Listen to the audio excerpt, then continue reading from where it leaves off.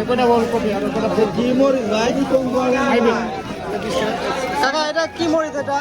Hybrid hybrid hybrid মরিচ। কত করে পিস বিক্রি করতেছেন?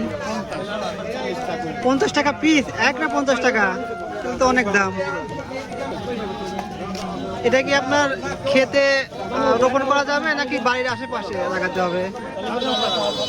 সব জায়গায় হবে না?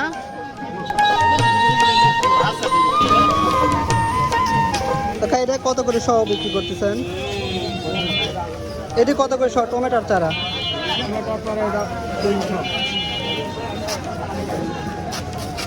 আপনার কি নার্সারি আছে কাকা?